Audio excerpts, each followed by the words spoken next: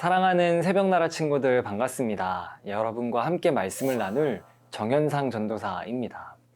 얼마 전 저는 인터넷 서점을 통해 책 한 권을 구입하였습니다. 성격 유형에 관한 책이었는데요. 어떤 책을 사야 할지 고민하며 여러 책을 살펴보았습니다. 이 책은 목차가 좋고 저 책은 디자인이 예쁘다 등등 다양한 책을 비교하며 한 권을 골랐는데요. 우리는 살아가며 둘 이상의 사물 간의 유사점, 차이점을 비교하는 과정을 거치곤 합니다. 그런데 오늘 말씀은 그 무엇과도 비교할 수 없는 대상이 있음을 이야기하는데요. 오늘 말씀을 통해 하나님은 우리에게 무엇을 말씀하실까요? 오늘 말씀의 제목은 비교 불가의 가치입니다.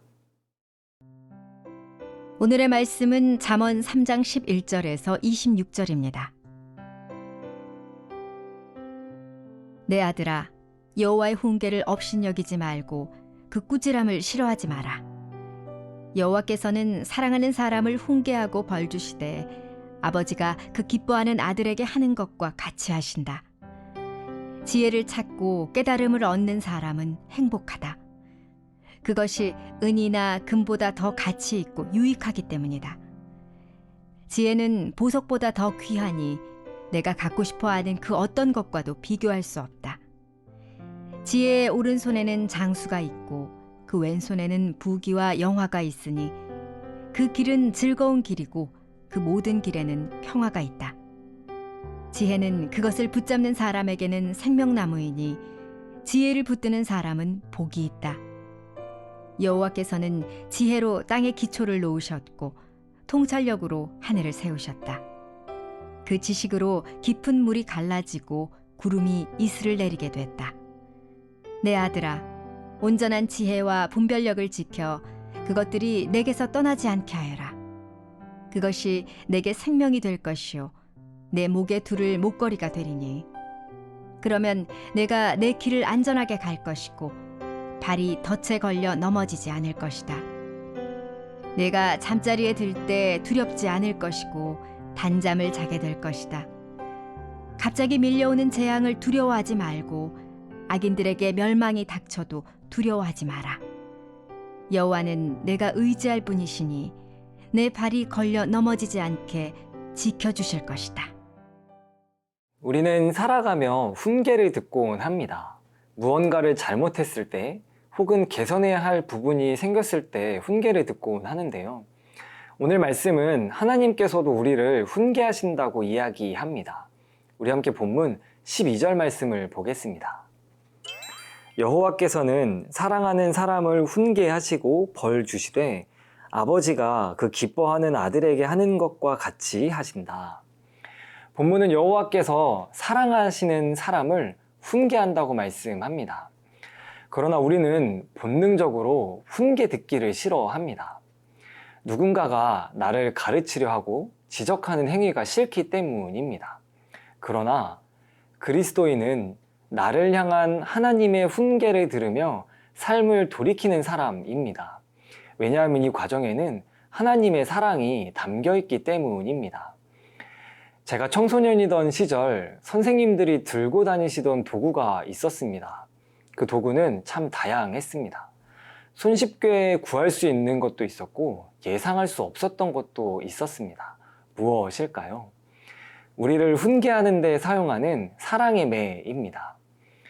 제가 심하게 지각한 어느 날 선생님은 사랑의 매를 통해 저를 훈계하셨습니다. 그리고 말씀하셨습니다. 연상아, 내가 시간을 잘 지켜서 사람들에게 사랑받는 사람이 되었으면 좋겠어. 선생님의 훈계에는 사랑이 담겨 있었습니다. 오늘 본문에 나타나는 하나님의 훈계도 우리를 향한 애정이 듬뿍 담겨 있습니다. 그렇다면 하나님께서 우리를 훈계하시는 이유는 무엇일까요? 하나님의 거룩한 자녀가 되기 위함입니다. 그런데 그 사람이 하나님을 거역하는 삶을 살게 된다면 어떻게 될까요? 여호와는 그에게 벌을 주신다고 합니다. 하나님은 처음부터 다짜고짜 벌을 주지 않으십니다. 먼저 말로 권하고 훈계하십니다. 그러나 여전히 그가 돌이키지 않는다면 벌을 주셔서 그 사람이 돌아오게 하십니다. 이 과정은 사랑하는 자녀를 올바로 세우기 위한 시간이라 할 수 있습니다. 그렇게 우리가 경험하는 어려움은 사랑하는 자녀에게 큰 은혜를 주시려는 하나님의 계획임을 알 수 있습니다.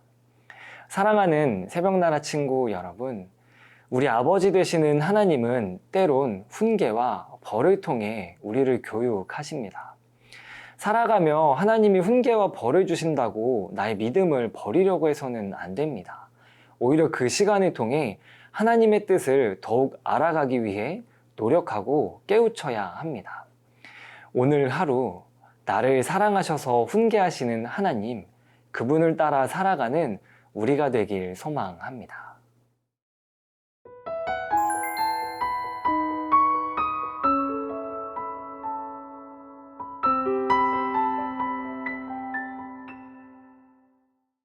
나를 사랑하셔서 훈계하시는 하나님을 따르는 사람은 그분의 지혜를 의지하며 살아갑니다. 그때 지혜는 우리에게 어떤 유익을 줄까요? 우리 함께 본문 17절 말씀을 보겠습니다. 그 길은 즐거운 길이고 그 모든 길에는 평화가 있다. 우리가 하나님의 지혜를 따라 살아갈 때 우리는 즐겁고 평화로운 길을 걷게 됩니다. 세상은 눈앞에 보이는 대상을 따라 살도록 유혹합니다. 돈, 성공, 인기. 그 대상을 생각하다 보면 눈에 보이지 않는 하나님보다 더 유익할 것만 같아 보입니다. 그래서 때론 우리 마음이 흔들리곤 합니다. 그러나 그 대상들은 잠깐 유익을 줄 수는 있지만 영원한 즐거움과 평안을 주지는 못합니다. 세상에서 많은 것을 가져본 솔로몬이 자기 경험을 이야기하기 때문입니다. 그렇다면 우리는 무엇을 따라 살아야 할까요? 나를 즐겁게 하고 평화롭게 하는 주님의 지혜를 따라야 합니다. 그러한 삶을 살아낼 때 우리에게 오는 유익이 더 있는데요. 우리 함께 본문 23절, 24절 말씀을 보겠습니다. 그러면 내가 내 길을 안전하게 갈 것이고 발이 덫에 걸려 넘어지지 않을 것이다. 내가 잠자리에 들 때 두렵지 않을 것이고 단잠을 자게 될 것이다. 아버지는 아들에게 지혜가 가진 유익에 대해 이렇게 말합니다. 아들이 살아갈 삶을 길을 걷는 것에 비유하며 안전하게 가고 덫에 걸려 넘어지지 않고 심지어는 단잠을 자게 된다. 지혜를 따르는 자는 평안을 누리게 됩니다. 세상 사람들은 예상치 못한 일이 벌어지면 두려움을 느낍니다. 하지만 지혜를 따르는 우리는 하나님의 뜻이 있음을 알고 평안한 삶을 살아갑니다. 그렇기에 우리는 내가 가는 길을 모두 아시는 하나님, 그분을 의지하며 살아야 합니다.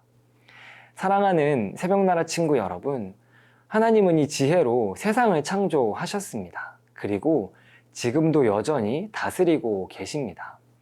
그렇기에 우리는 하나님의 지혜를 따라 살아야 합니다. 하루를 시작하며 내가 가진 지식과 경험보다 하나님의 지혜가 더 크고 위대하심을 고백하는 우리가 되길 소망합니다. 그리고 그 지혜로 나를 인도해 달라고 고백하는 우리 모두가 되길 축복합니다. 세상을 통치하시는 하나님, 지혜로 땅을 창조하시고 여전히 다스리시는 주님을 찬양합니다. 오늘 하루 나를 유혹하는 헛된 되상에 빠지지 않고 주님을 따라 살길 소망합니다. 저를 인도하여 주시옵소서. 감사합니다. 예수님의 이름으로 기도합니다. 아멘.